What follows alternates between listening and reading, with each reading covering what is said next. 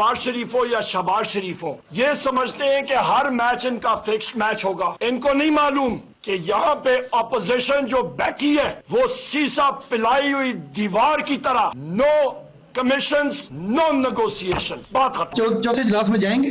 अगर हुकूमत ने कहा कि हम बना रहे तो फिर तो जाएंगे, अगर हुकूमत कमीशन बना नहीं रही इजलास तो नहीं होगा। आइन के ऊपर डाका डाला गया है, अदालत अमलन अपाच हो रही है, पूरी पाकिस्तानी कौम अपने हुकूक के लिए उठ खड़े। ये मुल्क चलेगा तो आइन और कानून के मुताबिक चलेगा, या जाती ख्वाहिशात या जाती ईगो के ऊपर नहीं चलेगा।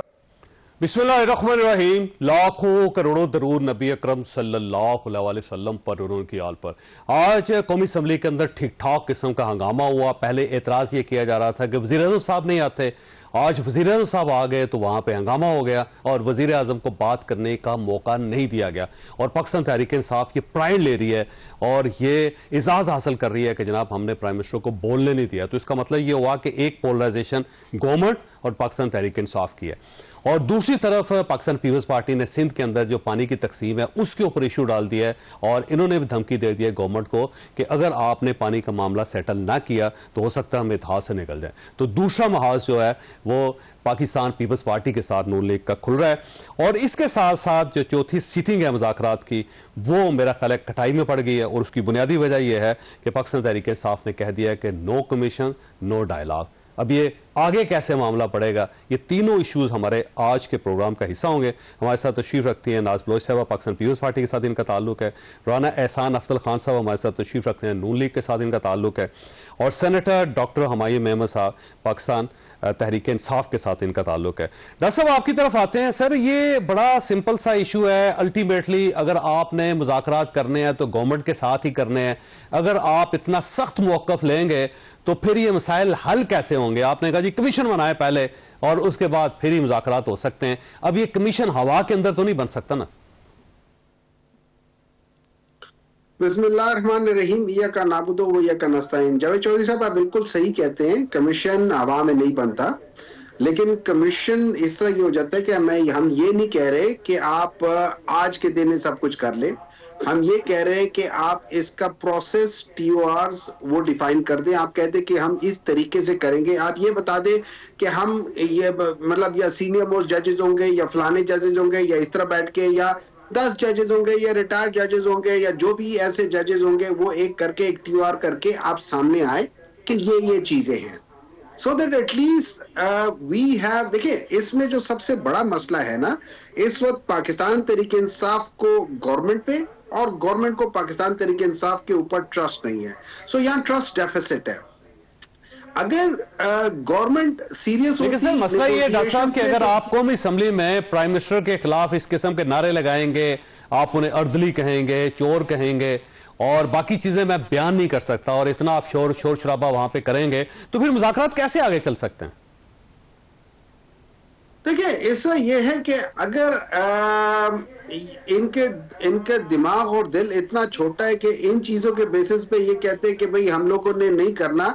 आप देखिए हमारा कितना बड़ा दिल है कि आपने झूठे केसेस पे, झूठी गवाहियों पे, झूठी चीजों पे 14 साल की कैद दे दी, और वो भी 14 साल वो जो पहले से ही लोग बता रहे थे कि 14 साल तो होगी। उसके बावजूद हम अपने निगोशिएशंस के या इस जो बातचीत है उससे पीछे नहीं हटे।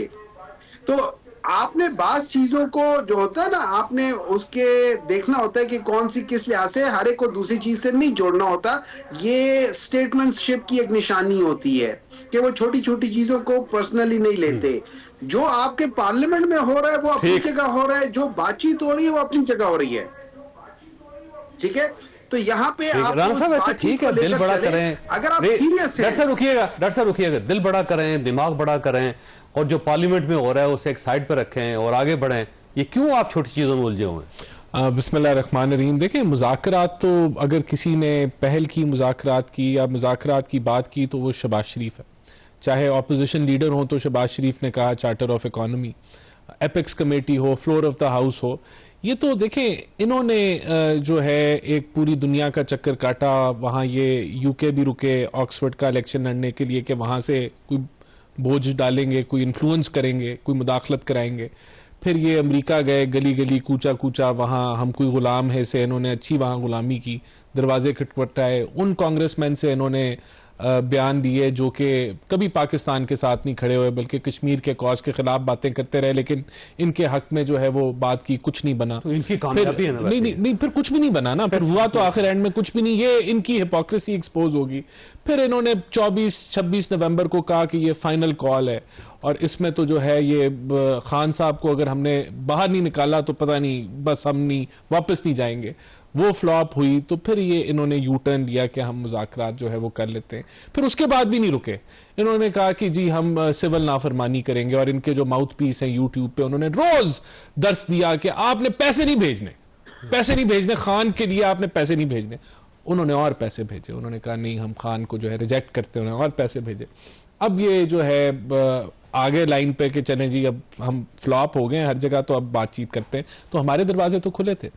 अब ठीक है, इनको नहीं समझ आ रही, ये अभी भी डेडलाइन दे देते हैं, कभी सिविल नाफरमानी। आज जो इन्होंने असेंबली में हरकत की तो हम तो बर्दाश्त कर रहे हैं, ठीक है, हमें तो कोई मसला नहीं है वैसे जो हम तो। अच्छा, उसके दरमियान भी एक और पहलू भी है, देखें उसके बाद भी इनको जब कहा भी गया कि भाई जो इस्टेब्लिशमेंट है आपसे बात नहीं करेगी इन मामलात पे, फिर इनकी एक मुलाकात हो जाती है, इतने हैप्पी हो जाते हैं, इतनी खुशी मनाना शुरू कर देते हैं, खान साहब भी खुश हो जाते हैं कि पता नहीं क्या हो गया। लेकिन वो भी देखें, यानी कि हम फिर इनको कहते हैं भाई आप अपनी अलाइनमेंट तो करा लें, कोई व्हील बैलेंसिंग करा दें। आप कभी इधर मुड़ जाते हैं, कभी आप उधर मुड़ जाते हैं, आप अपना किबला तो दुरुस्त करें ना भाई। आज उन्होंने इनकार कर दिया सर, उन्होंने कहा है कि नो कमीशन नो डायलॉग। देखिए ठीक है, हमारे दरवाजे खुले रहेंगे, इन्होंने वॉकआउट करना है कर जाएं। हम तो देखें, मैंने आपको कहां से मैं शुरू हुआ हूं कि ऑपोजिशन लीडर शहबाज शरीफ, आज वजीर आजम शहबाज शरीफ, तो हम तो नहीं दरवाजे बंद करेंगे, ये कर जाएं वॉकआउट। अब आप देखेंगे पहले एक इंतशारी टोला है आज वैसे कौमी असेंबली में, वैसे अफसोसनाक सूरत हाल है, बिल्कुल कोई आपको सेटल करना चाहिए जी, अपोजिशन के साथ बैठना चाहिए, मामलात कोई आगे बैठे हुए हैं ना जी, हम मुज़ाकरात कर रहे हैं। ये तो मैं इनकी कॉल और फेल आपको मैं बता रहा हूं कि हम मुज़ाकरात कर रहे हैं, दरमियान में से ये चले जाते हैं जी, एस्टेब्लिशमेंट ने ना किए, फिर कितने खुश हो जाते हैं उधर। ये मैं कह रहा हूं इनको तो अलाइनमेंट कराने की जरूरत है। इनके पहिए, गाड़ी के इनके पहिए जो है सारे आगे पीछे हिल रहे हैं। वैसे शेख रशीद लग रहे हैं आप पहियों पे आगे। नाज़ मलिक साहब, वैसे ये फरमाइएगा, आपके असरार पे, पाकिस्तान पीपल्स पार्टी के असरार पे प्राइम मिनिस्टर आज चले गए, आपने कहा जी अगर प्राइम मिनिस्टर नहीं आएंगे तो ये वान नहीं चलेगा और बंद हो जाएगा सब कुछ, और प्राइम मिनिस्टर यहाँ पे आते नहीं, वो आ गए तो क्या इज्जत बची उनकी आज?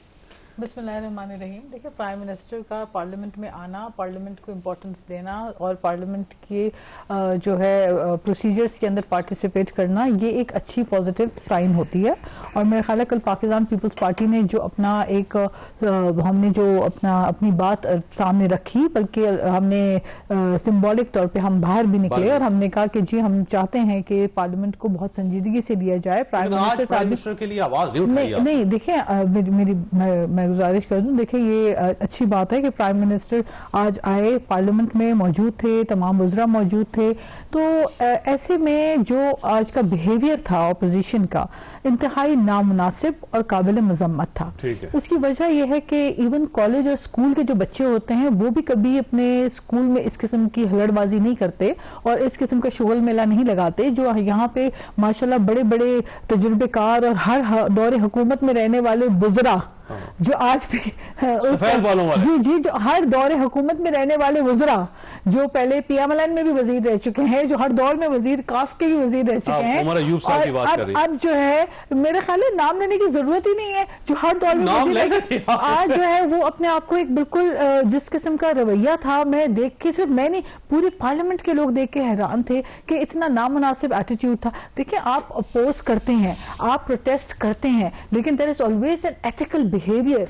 आपके अंदर से एथिक्स खत्म हो जाए, आप गालियां निकालें, आप गलत जुबान इस्तेमाल करें और आप अगर पार्लियामेंट्री प्रोसीजर को बुलडोज करें, तो I don't think that's a positive attitude. अच्छा, फिर उसके बाद वो लोग जिनको खुद इनकी पार्टी डिसोन करती है, समझ में ये भी नहीं आता। इनके कई सारे ऐसे चेहरे हैं जिनको लाइव टॉक शोज में बैठकर हमने कल परसों सुना, उन्होंने कहा जी इसको तो हम मेंबर ही नहीं मानते, ये तो हमारा रहनुमा ही नहीं है, और वो वहां पे प्ले कार्ड ले लेकर जो है वो एहतजाज करें एहतजाज। लेकिन ये रवैया रकस क्रिएट करना, शोर करने से बात नहीं मानी जाती। और ये it's not the first time, इन्होंने 2-3 दिन पहले भी ऐसी रवैया, इनकी वजह से पार्लियामेंट का सेशन चल नहीं पाया और इस एटीट्यूड के साथ मुल्क और कौम का एक्सचेकर का पैसा जाया होता है, पार्लियामेंट की प्रोसीडिंग डिस्टर्ब होती है और इनको इस चीज में मजा आता है, ये लुत्फानंदोज होते हैं। मैंने ब्रेक लेनी है, आपके पास एक सवाल छोड़ के जा रहा हूं कि ये बताइएगा एटीट्यूड के साथ जावेद चौधरी साहब, आप ब्रेक लीजिएगा बिल्कुल, लेकिन इस रवैये के साथ अगर आप नेगोशिएशन की बात कर रहे हैं,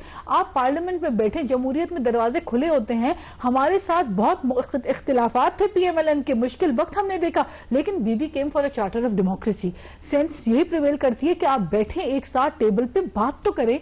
इतनी नफरत जो है, जो ये अपने रवैये में दिखा रहे, इनटॉलरेंस दिखा रहे, मैं तो हैरान हूं जितना नुकसान पीटीआई ने इस रवैये से अपना खुद किया है। कहीं सिविल नाफरमानी की बात, जिस तरह भी राणा साहब बता रहे, कहीं सिविल नाफरमानी की बातें कर देना, कहीं पर जो है कहना केपी हुकूमत के पावर्स को हम एक्सरसाइज करेंगे, यहाँ पे आके दंगा बोलेंगे, हमला। अब एक सवाल है आपके पास, सवाल ये है कि क्योंकि मुज़ाकरात के आप भी हामी थे और पाकिस्तान पीपल्स पार्टी भी इन मुज़ाकरात की कमेटी में शामिल है, तो आज आपको अफसोस हो रहा है कि क्यों आपने मुज़ाकरात स्टार्ट किए और क्यों आप इस सारे सिलसिले का हिस्सा बनी। ब्रेक और छोटी सी ब्रेक, और ब्रेक के बाद दोबारा जरूर।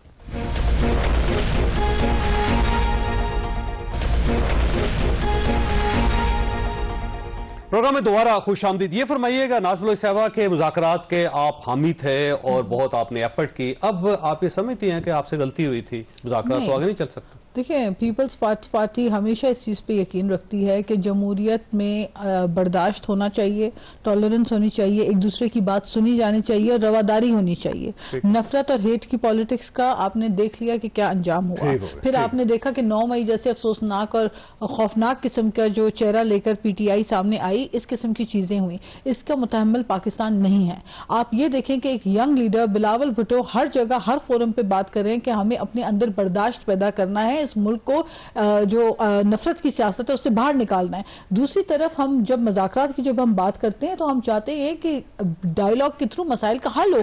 कब तक ये कशीदगी, इंतशार, नफरत, गालियों की सियासत और ये टॉक्सिक माहौल के साथ जो है सोशल मीडिया के ऊपर फेक न्यूज और झूठी खबरें और प्रोपेगेंडा, इसके जरिए कब तक पीटीआई जो है वो खुशी और जश्न मनाएगी? अच्छा डॉक्टर साहब, यहाँ पे इशू ये है कि आप डिसेंसी के साथ भी बात कर सकते हैं। ज़ाहिर एक प्राइम मिनिस्टर है और प्राइम मिनिस्टर आप भी थे, तो जब आप अर्दली कहना शुरू कर देंगे और बाकी अल्फाज वो मैं दोहरा नहीं सकता, यहाँ पे काबिल अफसोस हैं, और साथ साथ आप ये कहेंगे कि फॉर्म 47 का प्राइम मिनिस्टर है और हम इसे बात नहीं करने देंगे। जब इस प्राइम मिनिस्टर को बात नहीं करने देंगे, जब आप इसे फॉर्म 47 का समझेंगे, जब आप उसको अर्दली के कह के मुखातिब होंगे, तो फिर आपके डायलॉग कैसे चलेंगे सर आगे? देखिए, इसमें कोई शक नहीं कि बाज दफा बाज चीजें नहीं कहनी चाहिए, लेकिन देखिए अब अनफॉर्चुनेटली अगर आप डिग्गियों में बैठ के जा रहे होगे तो फिर ये चीजें बाज दफा हो जाती है, होनी नहीं चाहिए। मतलब डिग्गी में भी नहीं जाना चाहिए, जाना है आप जाए, अगली सीट पर बैठ के जाए, चलो अगली सीट में नहीं पिछली सीट पर बैठ के चले जाए, डिग्गी में जाना अच्छा नहीं लगता। लेकिन खैर कोई बात नहीं, उस चीज का वाकई आप सही कहते, बात चीजें नहीं होनी चाहिए। तो सर ये अचानक आपको याद आ गया, उससे पहले तो मुज़ाकरात हो रहे थे सर आपके साथ इनके? नहीं, देखिए मैं दोबारा कह रहा हूँ, मुज़ाकरात अपनी जगह पे, ये सारी चीजें अपनी जगह पे, इनको आप मिक्स ना करें। अगर आप जब आप किसी को गाली देंगे तो कैसे डायलॉग चलेंगे आगे? सर देखिए, जब आप किसी के ऊपर झूठे मुकदमे करेंगे, जब आप किसी के ऊपर झूठी गवाहियां देंगे, जब आप जो मेन केस का, जैसे साइफर का केस था, आपने साइफर प्रेजेंट ही नहीं किया।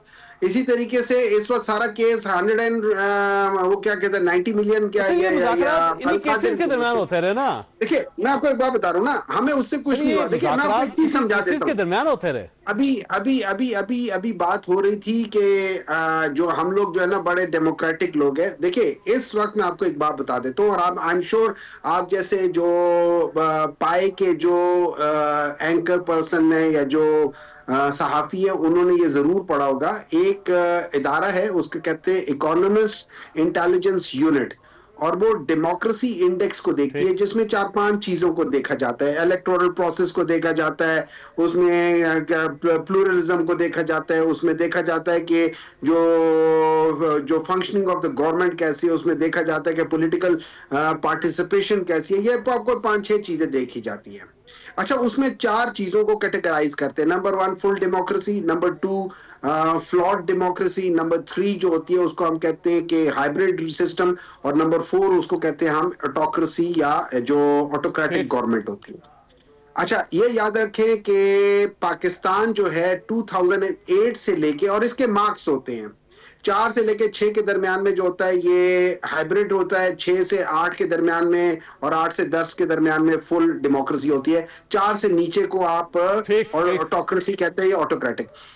पाकिस्तान 2008 से लेके 2022 तक पाकिस्तान हाइब्रिड सिस्टम के अंदर था, या हाइब्रिड जिसको सिस्टम कहते हैं उसको कहा जाता है। ठीक है।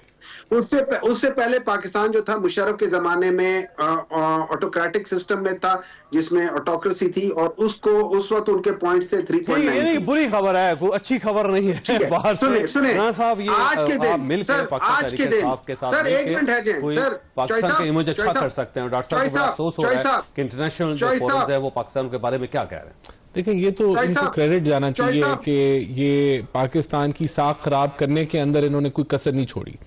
IMF को खत लिखना कि IMF पाकिस्तान को पहले ये कहते थे कि डिफॉल्ट करेगा, फिर उसी IMF को खत लिखते थे कि कर्जा ना दें ताकि वाकई डिफॉल्ट कर जाए, इनको क्रेडिट जाता है। GSP+ को खत लिखे, UN को खत लिखे, अमेरिका का मैं जिक्र कर चुका हूँ। तो देखें, ये तो इनका पाकिस्तानी मफादात के खिलाफ जो एक एजेंडा है वो तो आपके सामने है। 9 मई के वाक़यात आपके सामने, जमान पार्क में पेट्रोल बम मारना आपके सामने, 26 नवंबर को एक झूठा प्रोपेगेंडा बयानिया इन्होंने चलाया, AI से खून से रंग दी सड़कें और दुनिया भर में फैलाया कि पता नहीं क्या हो गया। तो ये इनका बड़ा एक कह लें कि जब ये इक़्तिदार में नहीं होते तो जब इक़्तिदार में होते हैं तो गोदी में होते हैं और कहते हैं कि शफकत का हाथ सर पे है, वालिदैन है और वालिद का मर्तबा है, तब ये मर्तबा, और जब ये नहीं होते तो कहते हैं कि अब हमने कुछ नहीं रहने देना, तबाही फेर दो। तो ये इनका एजेंडा है। मुज़ाकरात क्यों कर रहे हैं इनके साथ आप? देखिए, वो हमारा फेल है ना, वो तो हमारा, हम समझते हैं वो भी तो कर रहे हैं ना जी। देखिए, वो कर रहे हैं, लेकिन उसकी भी कहानी मैंने आपको सुना दी, उसमें जिस तरह इनके पहिए टेढ़े मेढ़े होते हैं। तो वो ये तो हम तो देखें, मैं तो आपको कह रहा हूं कि प्राइम मिनिस्टर शहबाज शरीफ या शहबाज शरीफ एज अ पर्सन, उसने कब मुज़ाकरात को ना किया है? उसने तो हमेशा मुफाहमत की बात। अच्छा, वैसे कमीशन बनाने में हर्ज क्या है जी? बना दें आप, दूध का दूध, पानी का पानी। तो देखिए, हम तो अभी इसको, मैं नहीं कहता कि ये रद्द हो गया है, अभी हमने 7 दिन का टाइम मांगा है। इरफान सिद्दीकी साहब ने कहा है कि हम 7 दिन में इसका हतमी जवाब दे देंगे, लेकिन जो उसकी टेक्निकलिटीज हैं उस पर हम गुफ्तगू कर रहे हैं। उस पर आजम नज़ीर तारड़ साहब ने बात की कि भाई जिस मामले में सजाएं हो जाएं, जो अदालत के अंदर अभी 90% अपना सफर खत्म कर चुके, देखें हो सकता है बन जाए, बिल्कुल मैं इसको, लेकिन ये देखें, ये मैंडेट जो है अभी इस वक्त जो हमारी मुशावरती कमेटी है वो अपनी अपनी जमातों में अपनी अपनी जो लीगल टीम्स हैं उनके साथ करके इसको हतमी जवाब दे देंगे हम लोग 7 दिनों में। और तो अब लेकिन ये कहना कि अगर 8वां दिन हो गया तो हम जो है वो सारा कुछ बांध के घर चले जाएंगे। तो 7 दिन काफी है ना मुशावरत के लिए? नहीं, ये देखिए, 8वां दिन होने देंगे? नहीं, अगर हो जाए तो क्या फिर क़यामत आ जाएगी? लेकिन बात करने की है ना, उसको तकलीफ है। एक पार्टी ये कह रही है अगर इतने टाइम में ना हुआ तो हम सर फाड़ देंगे, यही कह रहे हैं ना। तो ये इनका हर वक्त ये मौकफ रहता है, भाई खुदा का खौफ करो। तो आपका ख्याल है आप दबाव में नहीं आएंगे? नहीं, बिल्कुल। देखें, ये धमकी किसको लगा रहे हैं? पाकिस्तान को धमकियां लगाई जाते हैं, रिमिटेंसेस हम बंद कर देंगे, सिविल। तो भाई आप आज जो आपने माहौल किया है, शर्म आनी चाहिए। मैं कहता हूं शर्म आनी चाहिए जिस तरह की जुबान इस्तेमाल की, कोई जरूरत नहीं थी। देखें, यही अगर हम आपस में एक दूसरे से बातचीत करते उसका कितना वजन होता। ये अपना मौकफ पेश करते, हम अपना मौकफ पेश करते, फिर उसके बाद ये अपना मौकफ पेश करते, हम अपना मौकफ पेश करते, डिबेट होती ना, अवाम सुनती कि कौन सही बात कर रहा है, कौन गलत बात कर रहा है। लेकिन इन्होंने अपना जो चेहरा है हमेशा दिखा देते हैं, जो असल चेहरा। वो प्राइम मिनिस्टर को नहीं मानते तो कहते हैं फॉर्म 47 के प्राइम मिनिस्टर हम नहीं मानते और हम बात नहीं करना देंगे। तो उनका एक पुराना मौकफ है। अब मैं यही तो कह रहा हूं ना, मौकफ है, फिर मुज़ाकरात किसके साथ कर रहे हैं? ये प्राइम मिनिस्टर ने कमेटी बनाई है ना। यानी कि कहने का मतलब कंफ्यूजन, टोटल कंफ्यूजन। कोई भाई आप जो है कोई थोड़ा मुल्क को चलने दें। देखिए, मैं आपको एक और चीज बता दूं, अभी तो जो भी मामलात हैं, अगले 6 से 12 माह में जो इकोनॉमिक जो टर्न अराउंड हुआ है वो मेरे ख्याल से एक आम आदमी तक इंशाल्लाह जरूर पहुंचेगा। ठीक है। उसके घर का जो बजट है उसमें बेहतरी आना शुरू हो जाएगी, तब तो बिल्कुल ही इनकी सियासत दफन हो जाएगी। अभी भी दफन हुई है, लेकिन ये जो है सारी जो इनकी कोशिश है कि ये वो टाइम ना आने दें, इनकी पूरी सियासत इसी पे ही घूम रही है कि अगर माशी टर्न अराउंड हो गया, एक आम जो बेहतरी नजर आ रही है, अब तो हर एक को नजर आ रही है कि ये अगर अचीव हो गई तो फिर ये क्या करेंगे। मेरे ख्याल से फिर तो ये शायद आग लगाने के लिए निकल जाए। अच्छा, देखें पाकिस्तान तहरीक इंसाफ और गवर्नमेंट के साथ तो फटा चल ही रहा है एक, लेकिन एक आपने भी शुरू कर दिया आज सिंध के पानी का मसला। उन्होंने कहा जी दरिया सिंध से ये किनाल निकाल के पंजाब के अंदर वो 7 लाख एकड़ ज़मीन है उसको ये सराब करने की कोशिश कर रहे हैं। अब मसला ये है कि अगर वो पंजाब के अंदर हो ज़मीन, सिंध के अंदर हो, बलोचिस्तान के अंदर है तो पाकिस्तान की ज़मीन ना, अगर वो शराब होती है पूरे मुल्क को फायदा हो उसका, तो एतराज़ क्या है इसके अंदर आपको? अच्छा देखिए, आपने दो बातें हैं, मैं दोनों के जवाब दूंगी। देखिए पहली बात तो जो अभी अर्लियर बात हो रही थी कि जो पीटीआई के रवैये के ऊपर बात हो रही थी कि देखिए इनको तो बहुत, मैं समझती हूँ, बेहतर माहौल मिला हुआ है पीटीआई को। कम से कम खामोशी के साथ रिस्पेक्टफुली बैठकर इनकी बहुत ही गलत जुबान और एहतजाज का जो नामुनासिब रवैया है उसको भी बहुत ही तहम्मुल के साथ सुना तो जा रहा है। जबकि इनके दौरे हुकूमत में आपको पता है कि पूरी फ्रंट बेंचेस जो है सबको जेलों में डाला हुआ था। तमाम आगे के जितने लीडरान हैं पॉलिटिकल पार्टीज के, ऑपोजिशन के, उस वक्त के सब जेलों में थे। किसी पे मंशियात डाल देना, किसी को 2-2 साल प्रोडक्शन ऑर्डर्स तक नहीं जारी करना। खुर्शीद शाह साहब का क्या हाल किया हुआ था, उनके प्रोडक्शन ऑर्डर्स, बजट के सेशंस में भी हमारा सिर्फ एहतजाज ये होता था प्रोडक्शन ऑर्डर जारी करें, हमारे मेंबरान को आने दे, सीनियर मेंबर्स हैं, झूठे मुकदमात में उलझा के रखा हुआ है। तो सिर्फ लोगों को जेलों के पीछे देखना और उसमें एक खुशी इनके चेहरे पे आती थी, ये मुसर्रत आती थी इनके चेहरे पे देखने में कि कौन कौन जेल के सलाखों के पीछे, और सबको झूठे इल्जामों के अंदर जो है वो परेशान करना। अब जब इनके अपने ऊपर मामलात आए, चाहे वो फराग गोगी की वजह से आज जेल काट रहे हैं, चाहे वो ये अलकादिर ट्रस्ट की वजह से मामलात इनके हुए, चाहे वो 5 कैरेट की हीरे की अंगूठी अलबत्ता थी उसकी वजह से, जो भी मामलात हैं, चाहे वो बोजदार साहब हों, चाहे वो ट्रांसफर और पोस्टिंग का पूरा पंजाब सूबा जो है गोगी के हवाले कर दें आप, जो आज गोगी एब्सकॉन्डर है, तो अब गलतियां तो इनकी अपनी है ना। अब उसको मानने के बजाय गालियां देना, शोर करना मेक्स नो सेंस। अच्छा, आपने जहां तक आज की बात की पीपल्स पार्टी की इशू को देखिए, हम जमहूरी लोग हैं, हमने कुर्बानियां झेली हैं, हमने अपनी लीडरशिप को इस मुल्क में जमहूरियत की रेस्टोरेशन के लिए जान की कुर्बानी देते देखा है। हम कभी गैर जमहूरी रवैया नहीं अपनाते, ना उसको प्रमोट करते हैं। जो बात इस वक्त पानी की हो रही है वो पानी की तकसीम का इशू है, जिसके ऊपर सिंध अभी मुतमईन नहीं है, ना ही बलूचिस्तान सूबा जो है वो इसके ऊपर अग्री कर रहा है। तो सिंध का जो अपना हमारा जो वाटर कोर्स सिस्टम है, जो ज़राअत की जो हमारा पूरी लैंड है, अगर उसको डिस्टर्ब किया जाएगा और उसकी जगह अगर आप कहते हैं कि जी आपको सहराओं को आबाद करना है, लेकिन इसकी जो डाइवर्शन होगी उसका अंदाजा आप यहां लगाएं कि इस वक्त जो आपका टेल एंड है सिंध का वो है कराची। कराची जो है वो बूंद बूंद पानी को तरस रहा है। तो इस वक्त हमें पीने को नहीं क्यों नहीं कर रहे? कराची में पानी देखिए, पानी आपका आता है पूरा नॉर्थ से होता हुआ, वाटर कोर्स सिस्टम में आपका होता हुआ आता है पानी नीचे साउथ, और टेल में जब आता है, एंड में आता है, तो उसको बरसात होती है ना जी, बिल्कुल, तो सैलाब आते हैं इस मुल्क में, तो उनका बंदोबस्त करें, डैम्स बनाएं, लेक्स बनाएं, ताकि पानी वाटर वेल्स बनाएं, जाके वाटर रिजर्व्स बनाएं। देखें एक सिस्टम होता है, आज आप थर पार्कर को जाके देखें। मैं ब्रेक लेने, लेकिन आपके पास ही आऊं जी, छोटी सी ब्रेक के बाद दोबारा।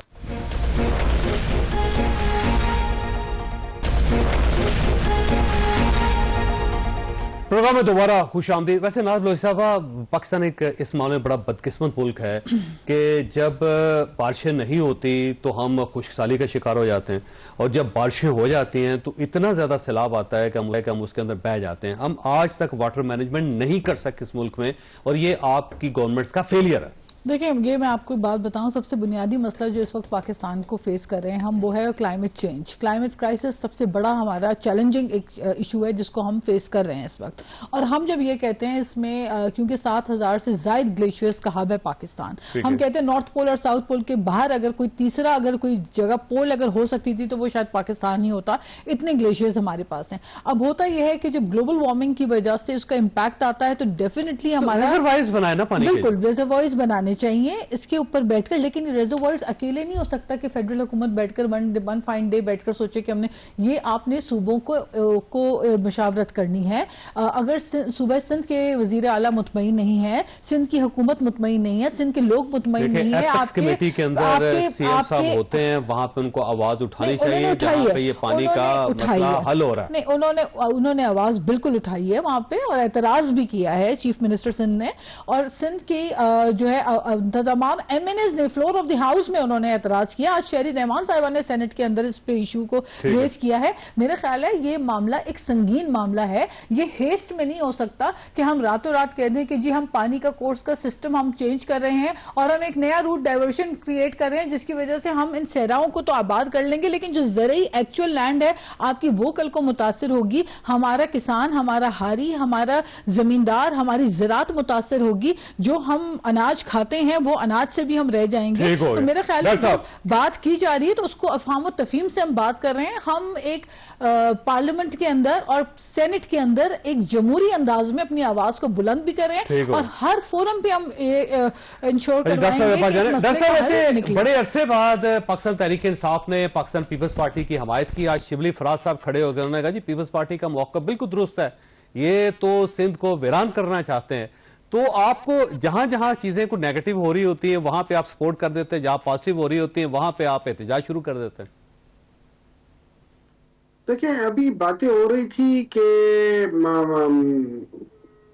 बहुत सारे लोगों ने कुर्बानियां दी। अब मुझे याद पड़ता है कि 2007-8 में मुशर्रफ साहब पता नहीं क्या कह रहे थे कि कौन बेनिफिशियरी है उसका कोई बातचीत कर रहे थे। फिर उससे पहले जो चीजें हुई थी वो किनके गवर्नमेंट में, जैसे मुर्तजा भुट्टो या बाकी चीजें वो किनके गवर्नमेंट में हुआ था।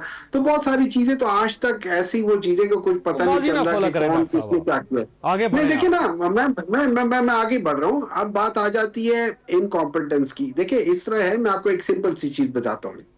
पाकिस्तान में जो टोटल पानी आता है वो तकरीबन 102 से लेकर से 112 या 15 मिलियन क्यूसेक फुट पानी गुजरता है। और पाकिस्तान में जो जमीन काश्त होती है उससे या जिस पे उसको ज़राई के लिहाज से उसको किया जाता है, सैराब किया जाता है, वो 40 मिलियन एकड़ रकबा है जिसको ये करते हैं। अच्छा, अब इस चीज को अब आप ये याद रखें कि पाकिस्तान एक ज़राई मुल्क है। उसके मुकाबले में इजिप्ट जो है वहां पे एक डैम है जिसको असवन डैम कहा जाता है। वो उस असवन डैम में 37 मिलियन क्यूसेक फुट पानी आता है और ये उधर से होता है। आपको पता है 37 मिलियन क्यूसेक फुट पानी से वो 80 मिलियन एकड़ रकबे को सैराब करते हैं। और पाकिस्तान के पास 112 मिलियन एकड़ 12 मिलियन क्यूसेक फुट पानी है और वो दरिया नील है सर, वहां पे जो 12 महीने चलता रहता है उसका पानी कम नहीं होता। ये उसकी वजह है, दुनिया का सबसे बड़ा दरिया है। ये तय है कि अमेज़न रिवर जो वो बड़ा है या दरिया नील बड़ा है। तो जब एक दरिया नील के ऊपर डैम होगा तो उसके अंदर तो पानी ज्यादा होगा सर। सर बात ये नहीं होती। आप ये देखते हो पूरे साल में कितना पानी गुजर रहा है, उसको आप कैसे मैनेज करते हो। आप इसी पानी को मैनेज करने के बड़े तरीके हैं। आप बाज जगहों पे ऐसे डैम बना सकते थे कि जिससे आप पानी को डाइवर्ट कर सकते थे। अगर वो आप डाइवर्ट कर लो तो आपका मंगला डैम जो 4 सालों में या 5 सालों में एक दफा भरता है वो हर साल भर सकता है। फिर आप उसको उधर से जेलम से करते हुए, आपको रावी सुतलत से करते हुए, ब्याज। अच्छा, ये वैसे इमरान साहब ने एक नया नुक्ता खड़ा कर दिया है, एक नया तनाजा खड़ा कर दिया। डॉक्टर साहब मैंने ब्रेक लेनी है, फिर उसके बाद राणा साहब पूछेंगे कि गवर्नमेंट इनकी है, कुछ कर लेते हैं। छोटी सी ब्रेक, ब्रेक के बाद दोबारा जरूरत।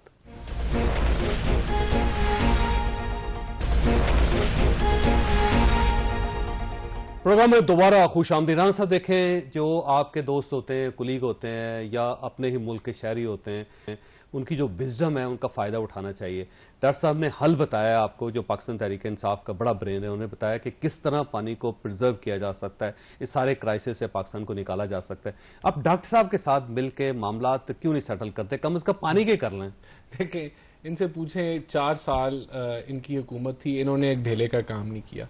केपीके में इनकी 11 साल हुकूमत थी, इन्होंने पता नहीं कहा था हमने 400 डैम बना देने या पता नहीं 800 बना देने, पूछे जरा 12 बनाए या नहीं बनाए। तो ये तो इनकी तो गप्पें जरा साइड पे कर दें, क्योंकि इन्होंने सवाए हवाई फायर के और कुछ नहीं करना। तो आपको दौर ज्यादा 40 साल तो आप हुक्मरान हैं, अब 40 डैम तो बना लेते हैं। पहली वाटर पॉलिसी जो है वो 2018 में आई।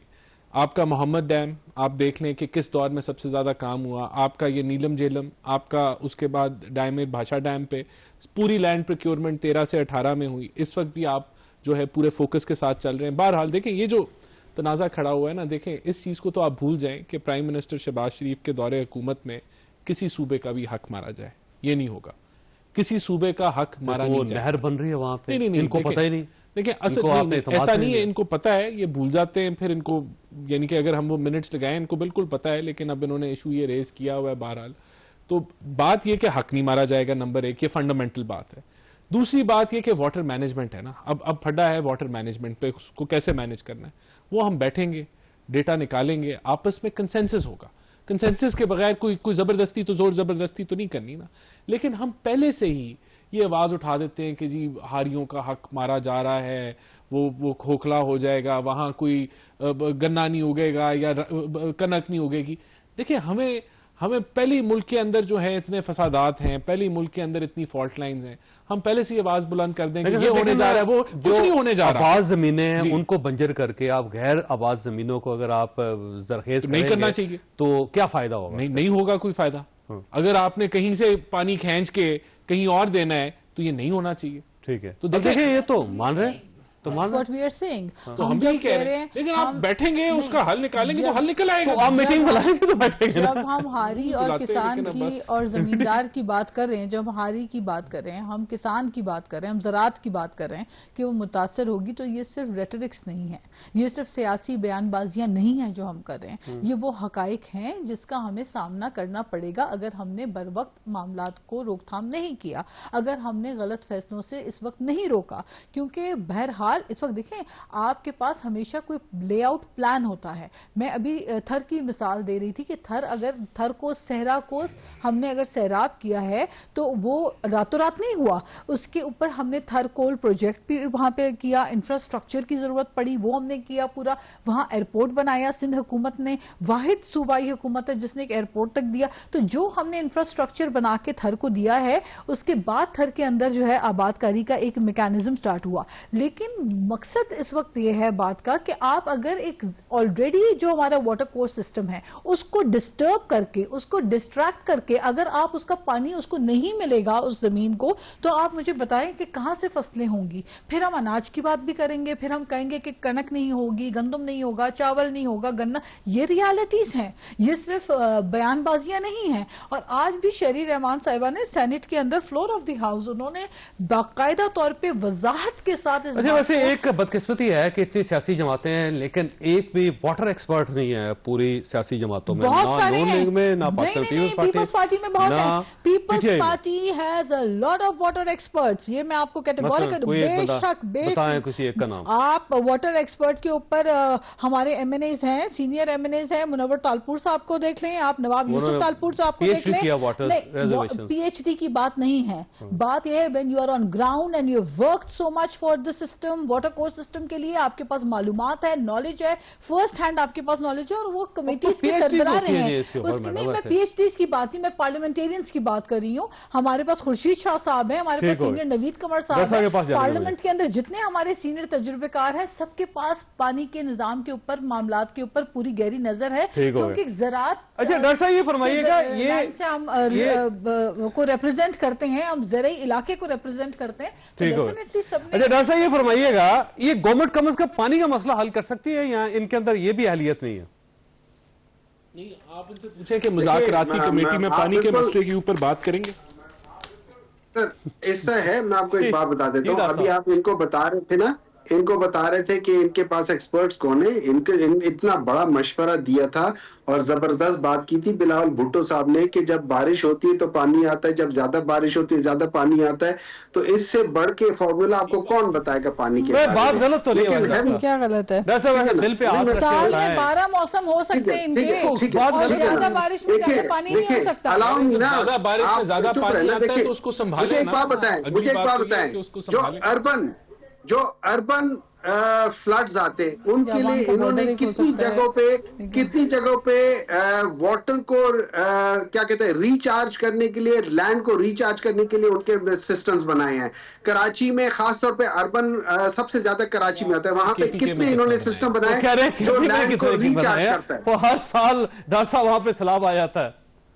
सर इसीलिए तो आता है ना कि देखिए निकम्मे लोग हैं, इनको कुछ नहीं पता। अगर ये मुख्तलिफ जगहों पे, और बड़े सिंपल सा तरीका है इसका, बड़े सिंपल तरीके होते हैं। अच्छा नंबर 2 देखिए मैं आपको एक और बात बताता हूं, आपको पहले प्रॉब्लम का पता होगा तो आप इन चीजों को एड्रेस करेंगे। यहाँ पे क्या होता है, सिंध में इनको जब पानी चाहिए होता है, ये वो ऊपर 60 किलोमीटर पे कहते हैं 7 दिनों में पानी आता है। अगर ये कोट मिठन के इलाके में वहां पे एक बैराज बना दे तो वहां से पिट फीडर से ये बलूचिस्तान को भी पानी दे सकते हैं, और वहां से जब इनको पानी चाहिए होगा सिंध के लिए एकदम विद इन आवर्स मिल जाएगा। लेकिन प्रॉब्लम क्या है, इन्होंने क्या किया है, पंजाब का वो इलाका इजाजत से वक्त खत्म हो गया, लेकिन एक ये मिनट ध्यान में रखें जब गोरा आया था यहाँ पे इस रीजन में, तो उसने उस वक्त खुश्क नहरें बनाई थी और उनका काम ही ये होता था कि जब सैलाब आता था तो पानी को डाइवर्ट कर देती थी और साथ साथ छोटी छोटी लेक्स होती थी जिनके पानी रिजर्व हो जाता था। बल्कि शेरशाह सूरी के दौर में हर 10 किलोमीटर के बाद एक खुश कुआं होता था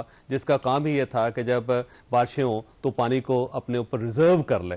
तो ये सूरत हाल थी आज से 500 साल पहले, आज से 200 साल पहले, और आज हालात ये हैं कि बारिश आती है तो उसके बाद पूरा पूरा शहर फारिग हो जाता है। अल्लाह ताला आप और आपके अहल खानों को किसी मुसीबत से महफूज रखे। अल्लाह हाफिज़।